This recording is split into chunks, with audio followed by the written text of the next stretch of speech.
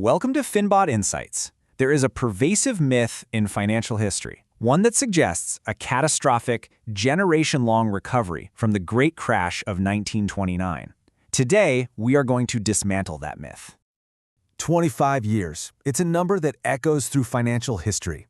For decades, this has been the figure taught as a symbol of utter economic devastation, the length of time it supposedly took for the stock market to claw its way back from the crash of 1929. The common narrative goes something like this. The Dow Jones Industrial Average hit its peak in September of 1929, only to plummet nearly 90% by 1932. And as the story goes, it didn't reclaim that high for an entire generation, cementing a truly dark period in the minds of investors. You'll often hear this statistic used as a cautionary tale, a warning against the very idea of long-term investing. It paints a picture of a lost generation of wealth. But the critical question, of course, is this. Is that story actually accurate? Well, the reality, in no uncertain terms, is profoundly different. That 25-year figure, it's a deeply flawed calculation. It's based on some critical missing information, and understanding why it's wrong reveals some truly crucial lessons about how we measure financial performance.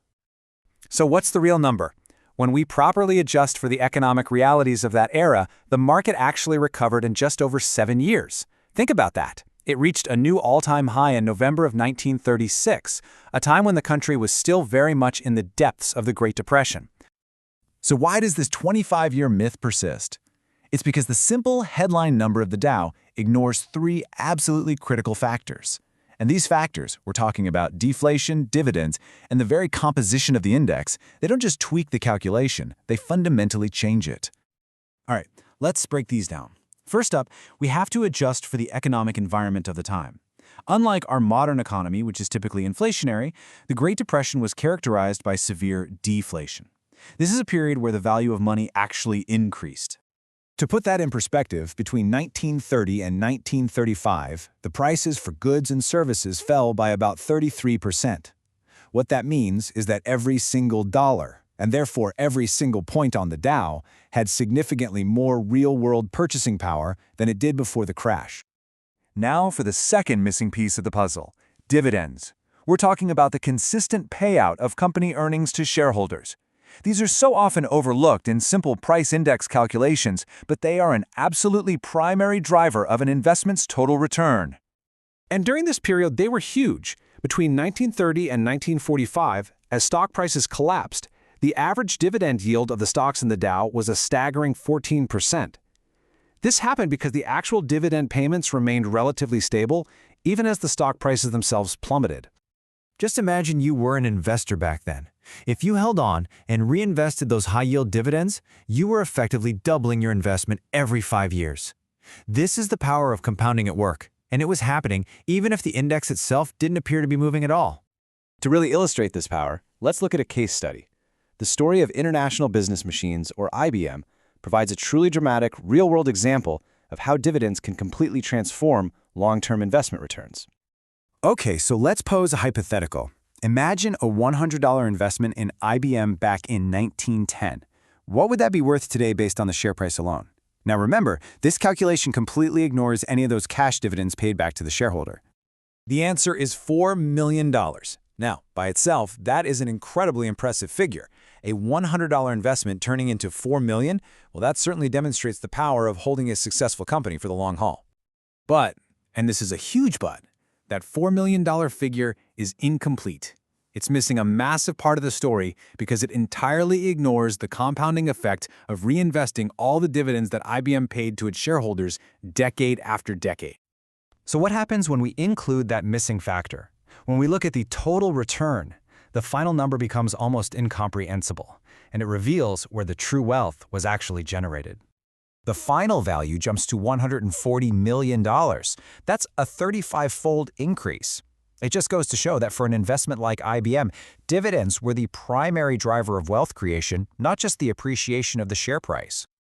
All right, that brings us to our third and final factor, the very makeup of the Dow Jones Industrial Average itself. You see, it isn't a static list of companies, and the choices made by its managers can have a truly profound impact on its performance.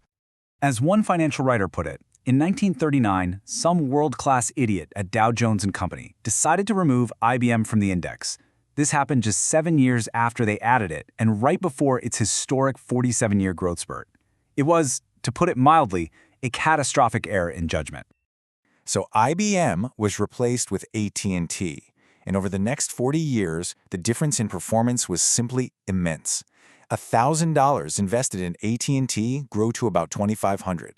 That same $1,000 in IBM became $4 million. This single decision, removing one of the century's best-performing stocks, artificially suppressed the Dow's reported value for decades. So why does all this matter today? Well, correcting this historical record is not just some academic exercise. It offers timeless wisdom for anyone trying to navigate the volatility of our modern financial markets.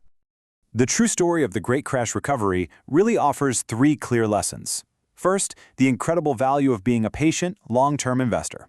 Second, the very real danger of panic selling at the bottom. And third, the severe limitations of using a narrow 30-stock index like the Dow as a benchmark for the entire market. Ultimately, the data shows that even the worst bear market in history was far, far shorter than the myth would have you believe. There's a famous quote from the movie War Games. A strange game. The only winning move is not to play. Now, this isn't about avoiding investing altogether. It's about refusing to play the short-term, panic-driven game of trying to time the market. The real winning move, as history shows us time and again, is to invest for the long term and simply ignore the day-to-day noise. Thank you for joining us here on FinBot Insights. If you found this analysis valuable, we would greatly appreciate it if you'd click like and subscribe for more data-driven explorations of the financial world.